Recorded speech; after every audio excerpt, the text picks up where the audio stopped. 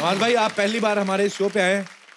अब ये देखो आप, तो जब भी हमारा शो शुरू होता है एक आध चीज नहीं ऐड होती। इस बार ये केले और सेब भी हैं। तो नवाज भाई आप जो भी फ्रूट खाना चाहें। बजट बड़ा तगड़ा है। ग्रीन सेब है, रेड सेब है, ये बड़े वाले केले हैं, छोटे वाले केले हैं, काले अंगूर हैं, गोरे अंगूर हैं, संतरा है भाई, केले का, सेब का, संतरे का, अंगूर का,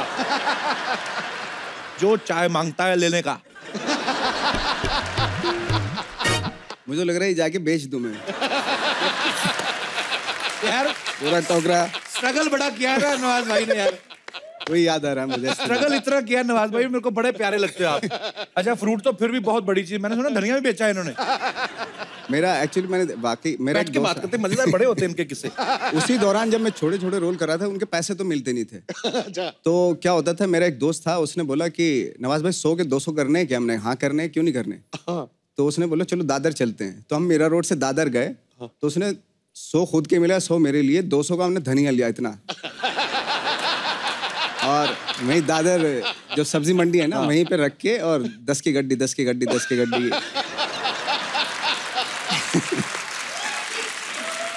तो बोलने लगा वो। अच्छा। तो खरीदा तो किसी ने नहीं उसको। थोड़ी देर बाद, 1 घंटे बाद आई थिंक ब्राउन हो गए, फिर काले पड़ गए। तो अच्छा। यार कोई बिका नहीं हो, तो हम उसके पास गए जिससे लिया था हमने धनिया। तो मैंने कहा यार कि ये तो काला हो गया, धनिया काला पड़ गया।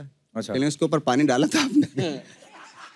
ना हाँ ये मिस कर गए। तो फिर हम खाली बिना टिकट के वापस पहुंचे वहाँ पे। वही ना, कंगाली में आटा गीला। एक तो पहले स्ट्रगल कर रहे हैं, ऊपर से जो पैसे थे उसका भी धनिया लिया, उस पर पानी डालना भूल गए, धनिया भी सूख गया है। यूं हो जाता धनिया सूख के। क्या बात है यार, तालियां बनती हैं भाई आपके लिए। अच्छा मैंने अभी ये जो बड़े लोग बन जाते हैं, मतलब बड़ा काम से ही होता है आदमी, वो जब अपनी स्ट्रगल की बात करता है, उसके किस्से सुनाता है, तो फिर आम आदमी में विश्वास जगता है कि मैं भी ऐसा बन सकता हूं। इसमें कोई शक नहीं। ये बहुत बड़ी बात है, मतलब ये बहुत बड़ी बात है और बहुत ऊंची बात है। नवाज भाई जब भी आपको पहली बार बाला साहब का रोल ऑफर हुआ, तो आपको खुशी हुई थी या टेंशन हुई थी कि यार मैं कैसे करूंगा ये किरदार? डेफिनेटली खुशी होती है जब आपको challenging. At the same time मैं बहुत नर्वस भी हो गया था, क्योंकि बहुत डिफिकल्ट कैरेक्टर था, बहुत आसान कैरेक्टर नहीं था वो। बट मैंने तैयारी इतनी कर ली थी कि अगर मुझे आप रात में उठाओ ऐसे, मैं पूरी स्क्रिप्ट आधे घंटे में आपको सुना दूंगा। ऐसा हो गया, ऐसा कर। बाला साहब की बायोपिक से पहले नवाज भाई ने सादत हसन मंटो, बहुत महान राइटर हुए हैं, विचारक हुए हैं, उनकी बायोपिक की। उससे पहले जीतन राम मांझी जिन्होंने पहाड़ तोड़ दिया था। उससे पहले इन्होंने रमन राघव नाम की पिक्चर करी, जो भी कहते हैं कि ओरिजिनल किरदार से ही प्रभावित थी फिल्म। फिर गैंग ऑफ वासेपुर में भी इनके कैरेक्टर्स जो हैं ऐसे कहा जाता है कि रियल लाइफ पर्सनैलिटी से जो है इंस्पायर्ड हुए थे। तो भाई इंडस्ट्री में बाकी जो 1-2 और बायोपिक बनी है, वो आपको स्क्रिप्ट पसंद नहीं थी कि टाइम नहीं था? मैं तो सोच रहा था कि मेरी कॉम भी मैं करूं, बट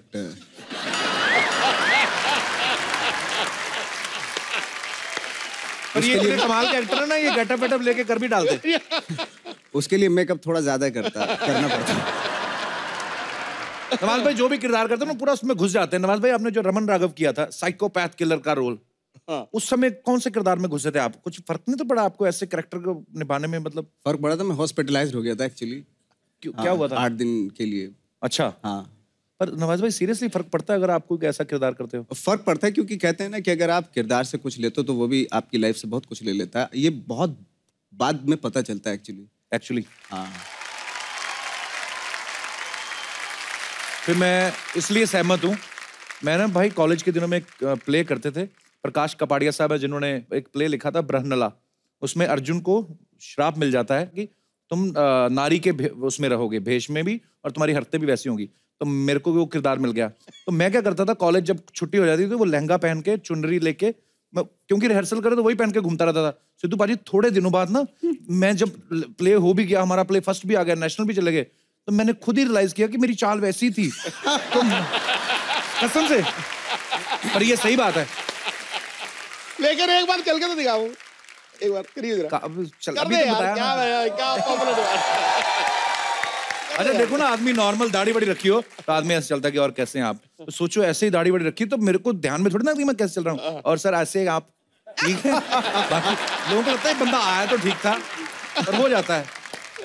अच्छा नवाज भाई अभी, क्योंकि अभी नवाज भाई बड़े पॉपुलर हो गए ना, तो अब तो झट से पहचाने जाते हैं। तो फिर कई फिल्में ऐसी मैं देखता हूँ जिनमें ये मुझे मगर नवाज भाई इधर क्या कर रहे हैं, जैसे सरफरोश में मैंने आपका सीन देखा, क्योंकि अब मशहूर हो गए तो सब पता चलता है।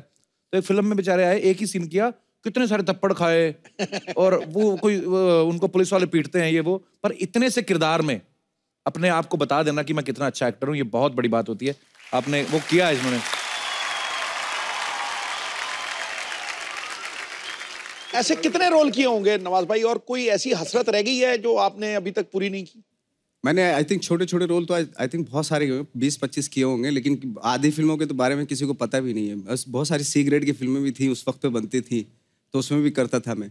एक बार तो ऐसा किस्सा हुआ था कि हम लोगों को बहुत पैसे की ज़रूरत थी, तो हमने किसी कास्टिंग डायरेक्टर को बोला यार पैसे नहीं है तो कुछ इमीडिएटली कुछ बता दे। तो उसने बोला फिल्म सिटी में शूटिंग चल रही है ऐड की, तो चला जाओ वहाँ पे। तो मैं और मेरा दोस्त 4 बंगला से यहाँ आ गए पैदल। अच्छा।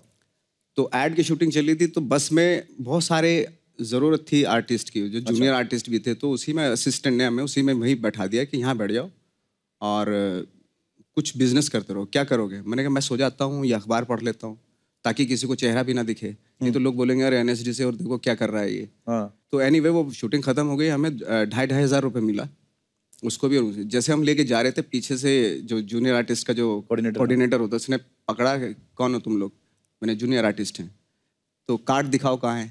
तो कार्ड हमारे पास था नहीं। अच्छा। हाँ। वो तो उसने बोला अभी तो वो देने पड़ेंगे तुम्हें पैसे आधे। तो आधे उसको दिया, मतलब आई थिंक 2,000 रुपये उसको दिए, 2,000 हमारे पास बचे। अच्छा। तो यही फिल्म सिटी से निकल के एक संतोष नगर है, वहाँ पे बैठे और खूब खाया पिया दबा के बहुत, क्योंकि काफ़ी दिनों से इस तरह से खाया पिया नहीं था। तो जब खा पी के पता चला हमारे पास सिर्फ मुश्किल से 200 रुपये बचे हैं, ऑटो में बैठे वापस जब घर गए तो हमारे पास कोई पैसा नहीं था। क्या बात है यार। अच्छा, अब वो किस्से याद करके हंसी आती है, पर कितनी मेहनत की है नवाज भाई आपने। तो बड़ा अजीब लगता था। अच्छा, सारे किस्से स्ट्रगल के हैं कि थोड़े मजेदार भी हैं? और भी मजेदार भी हैं। मैं नवाज भाई को ये पूछ रहा था कि मैं नवाज भाई अगर आपकी लाइफ पे बायोपिक बने तो कितनी हीरोइंस लगेंगी उसमें? कहने का मतलब कि मेरे कहने का मतलब ये है कि मैंने जो ऑब्जर्व किया है कॉलेज में, या तो कोई एक्टर बहुत अच्छा होता है या कोई बहुत अच्छी गिटार बजाता है, उन पे लड़कियां बहुत मरती हैं।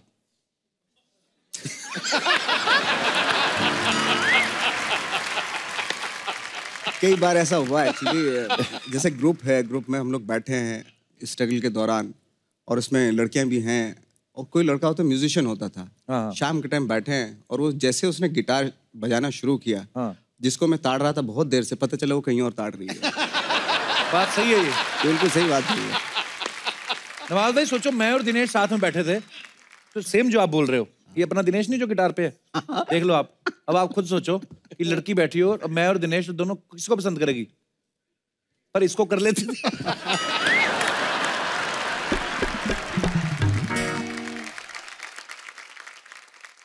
चलो, बात लड़कियों की हो रही है, तो अब उन्हें इनवाइट करते हैं जो फिल्म ठाकरे में नवाज भाई के साथ नजर आएंगी और बहुत ही अहम किरदार निभा रही हैं। आप सबकी तालियों के बीच में इनवाइट करना चाहूंगा the very beautiful Amrita Rao.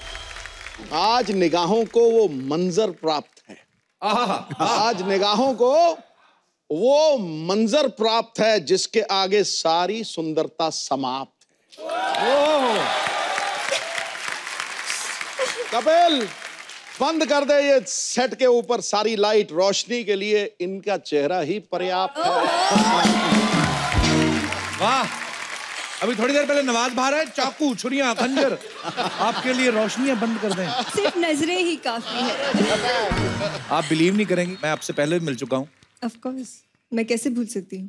आपको याद है? आपको पता है मैं बहुत ज्यादा डरी हुई हूँ।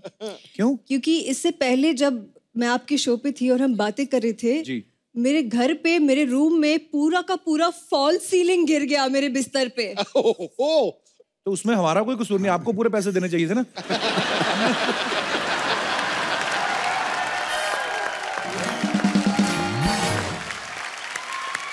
अमृता, आप बहुत ब्यूटीफुल लग रही हैं। अच्छा, आपको याद है, मैं इस चीज की दाद देता हूँ, आपको याद है कि आप हम लोग पहले मिले थे, ऑफ कोर्स, चलो शो में आए थे, उससे पहले हम एक बार मिले हैं, बताओ। अच्छा, हिंट दे देता हूँ, 10 साल पहले मिले हम। जब मैं स्कूल में थी। ओह मैं भी स्कूल में हूँ, स्कूल से मेरे स्कूल के कंपाउंड के बाहर जो चने वाला वो जो बेचते हैं मूंगफली, उस कार्ट के पीछे एक बंदा खड़ा होके मुझे घूरता था। 8 बच्चे यही थे। हमने भी बड़े धनिये बेचे हैं, होगा नवाज भाई कहीं बेचे होंगे। अच्छा, अगर कोई कुछ बेच रहा होगा तो मैं ही हूँगा फिर। मेरे पीछे ये खड़े होंगे, क्योंकि जब भी मैं बेचता था कुछ तो उसके पीछे ये खड़े होते थे। अच्छा, मैं तो आपको ये भी नहीं कहूंगा यहाँ बैठो, आप तो मेरे साथ ही एडजस्ट हो सकती है। आइए शेयर कर लेते हैं। इतनी पतली सी हैं, इतनी बहुत प्यारी लग रही हैं आप। ओह माय गॉड, इनकी अभी अभी शादी हुई है। अरे वो पीआर स्टंट था। नहीं नहीं नहीं नहीं नहीं, वो मेरे बारे में सबके गलत खबरें साथ बड़ी आई थी, मुझे पॉजिटिविटी फैलानी थी, मैंने नहीं इसलिए। नहीं नहीं नहीं, अरे वो sorry। लड़की एक्ट्रेस है। पूरे हिंदुस्तान के सामने कपिल जी विवाह के लिए ये पहले वाला करो ना। देखो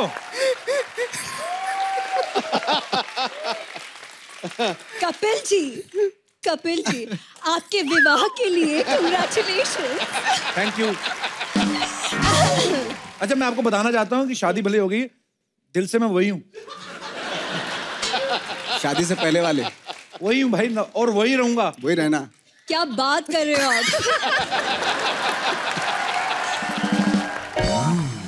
मैंने कहीं खबर सुनी थी आपकी भी शादी हो गई है। अच्छा, रेडियो पे सुनी थी। बड़ी किसी ने बड़े अनमोल से मुंह से मुझे ये बात सुनाई थी कि आरजे अनमोल। अच्छा,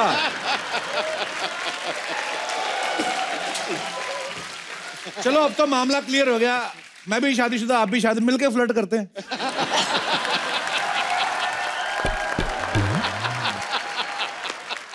Please like, subscribe and click the bell icon to get new Kapil Sharma and other fun show video updates